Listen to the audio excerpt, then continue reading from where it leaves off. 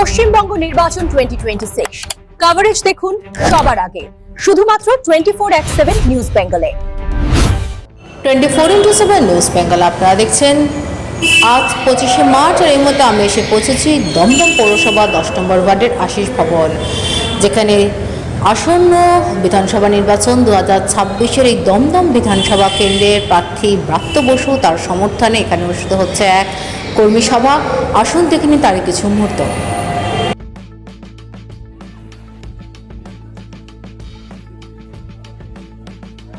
রাজ্যে বেজে উঠেছে ভোট যুদ্ধের দামামা। সকল রাজনৈতিক দলের প্রার্থীরা ইতিমধ্যেই বেরিয়ে পড়েছেন ভোট প্রচারে।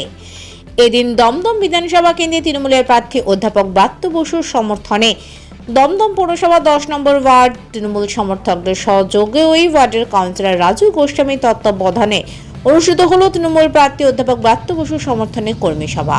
এদিনে তৃণমূলের নেতৃত্বরা বক্তব্য রাখতে জানান, পূর্বেও এই বিধানসভা থেকে যেমন ব্রাত্য বসু বিজয়ী ছিলেন, এবারও তার থেকেও বেশি ভোটের ব্যবধানে এই বিধানসভা থেকে আবারও তিনি বিপুল ভোটে জয়ী হবেন।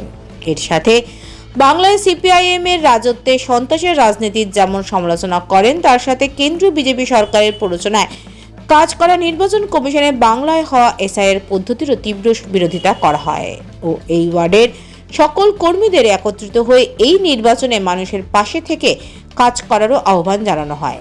উক্ত সভায় এদিন বক্তব্য রাখতে উপস্থিত ছিলেন দমদম পৌরসভার পৌরপ্রধান হরেন্দ্র সিং, উপপৌরপ্রধান বরুণ নট্ট, কাউন্সিলর রাজু গোস্বামী, দমদম টাউন 1-এর সভাপতি চিরঞ্জীব দাস সহ অন্যান্যরা।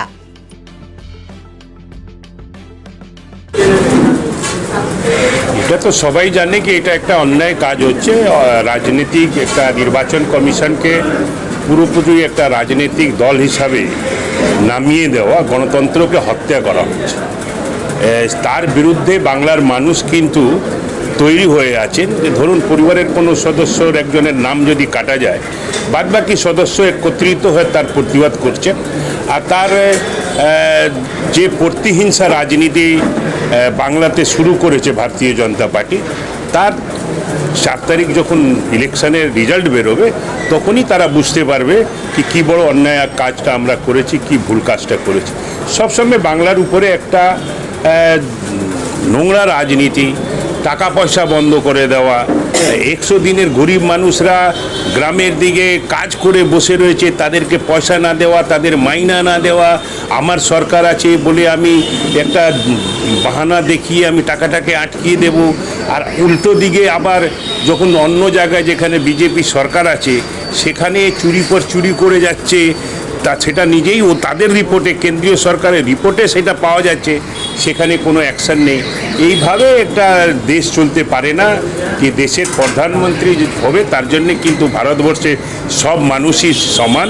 একটা বাংলাতে কথা বলার জন্য আমি অন্য রাজ্যে, বিজেপি শাসিত রাজ্যে গেলে আমরা বাংলা ভাষায় কথা বললে আমাদের উপরে অত্যাচার হবে, আমাদের উপরে মারা হবে। উড়িষ্যার মতন রাজ্য, যে বাংলার মানুষ যদি ওখানে পর্যটন, ওখানে যদি মানুষ না যায় ঘুরতে, তো উড়িষ্যার রাজ্যের অর্ধেক বাজেট কিন্তু শেষ হয়ে যাবে। বাংলার মানুষ যায় বলে উড়িষ্যাটা বেঁচে রয়েছে। সেখানে বাংলায় কথা বললে বিজেপি সরকার আসার পরে এই তো 6 মাসের মধ্যে এইসব শুরু হয়েছে। ওর আগেও তো বিজেপির বিরোধী নবীন পটনায়কের সরকার ছিল, তখন তো এইসব ছিল না। কোথাও বাংলা ভাষা কথা বললে কোনো শ্রমিককে ধরে মারা হচ্ছে, কোনো বাংলা ভাষায় কথা বললে তাদেরকে ধরে মারা হচ্ছে। এই যেখানে যেখানে বিজেপি সরকার আছে সেখানেই বাংলা ভাষায় কথা বললে বাংলাদেশি তকমা দিয়ে তাদেরকে উপরে অত্যাচার করা হচ্ছে। এর বিরুদ্ধে বাংলার মানুষ তৈরি আছেন। 4 তারিখ যখন নির্বাচনের রেজাল্ট বেরোবে তখন কিন্তু এই বিজেপি সরকার এবং দেশের প্রধানমন্ত্রী সেটা ভালোভাবে স্বরাষ্ট্রমন্ত্রী তারা বুঝতে পারে। 50,000 ভোটে জিত, আগের বার 26,786 ভোটে জিতেছিল, এবার 50,000 ভোটে ব্রাত্য বসু জিত। আর কি মনে হচ্ছে বারবার বিরোধী দল এসআইআর করেছে, মানে যাতে বিজেপি দল অ্যাকশন অনেক বেশি আসন পাবে, সেটা কি মনে হচ্ছে 50-এর নিচে নেমে যাবে? এসআইআর রেজাল্ট পাবে 4 তারিখ, বুঝতে পারবে বিজেপি সরকার এসআইআর করে কি করেছে, নোটবন্দি করে কি করেছে। ওটা মিথ্যার সরকার একটা সেন্ট্রালে। ও 4 তারিখ সব পেয়ে যাবে রেজাল্ট। দেখুন, আমাদের প্রাক্তন শিক্ষামন্ত্রী রাজ্যের আমাদের এবারের প্রার্থী ব্রাত্য বসু পরপর 4 বার এই নিয়ে দাঁড়ালেন এবং আমার বেশি কিছু বলার নেই, একটাই বলবো, আমরা জিতছি, আমরা প্রস্তুত। আমরা 10 নম্বর ওয়ার্ডে যত যোদ্ধা আছি, দিদির সৈনিক যারা রয়েছে 10 নম্বর ওয়ার্ডে, আমরা সবাই প্রস্তুত। আমরা ছেলেরা, মেয়েরা, মহিলারা যারা রয়েছে 10 নম্বর ওয়ার্ডের ছাত্র, যুব, সকলে আমরা সবাই মিলে প্রস্তুত লড়াই করার জন্য এবং লড়াইয়ে আমরা জিতবো জেনেই আমরা লড়াই করতে নামছি। আর শুধু জিতবো না, এবারে এবারে হবে আমাদের 50,000 ভোটের জিত। 50,000 ভোটে ব্রাত্য বসু দমদম থেকে লিড দেবে এবং 10 নম্বর ওয়ার্ড থেকেও অনেক ভোটের লিড থাকবে ব্রাত্য বসু। মানে আগামী দিনে যদি ওয়ার্ডের কাজ এইভাবে চালিয়ে যেতে হয়, কেন যে ধরনের কাজ ওয়ার্ডে হয়েছে, যেভাবে ওয়ার্ডে কাজ হয়েছে ব্রাত্য বসু আমাদের মন্ত্রী বা আমাদের এমএলএ থাকাকালীন, সেই কাজ মানুষ দেখেছে এবং এখনও মানুষ দেখছে। মানুষ চাইবে আগামী দিনে আরও বেশি করে কাজ হোক। আরও বেশি করে কাজ হতে চাইলে মানুষকে সবচেয়ে আগে যেটা করতে হবে, ওনাদের ব্রাত্য বসুকে জেতাতে হবে এবং আমাদের দৃঢ় বিশ্বাস, আমাদের 10 নম্বর ওয়ার্ড তৃণমূল কংগ্রেস কমিটির দৃঢ় বিশ্বাস 10 নম্বর ওয়ার্ডের মানুষরা অপেক্ষায় রয়েছে সেই দিনটার জন্য, যেদিন ওনারা একসাথে মিলে সবাই মিলে জয় বাংলা বলে ব্রাত্য বসুকে ভোট দেবে। এবং নমস্কার আপনাদের সবাইকে, আমি সোমা গোস্বামী, 10 নম্বর ওয়ার্ডের বাসিন্দা।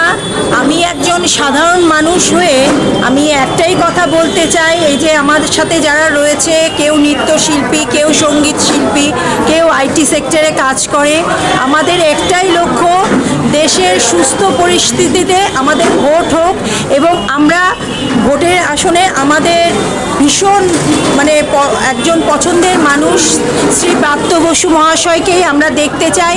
কারণ আমি একজন নৃত্যশিল্পী এবং কালচারাল জগতের মানুষ, একজন শিক্ষিত কালচারাল একজন মানুষকেই আমি দেখতে চাই যে সাংস্কৃতিক অঙ্গন থেকে বড় হয়েছেন।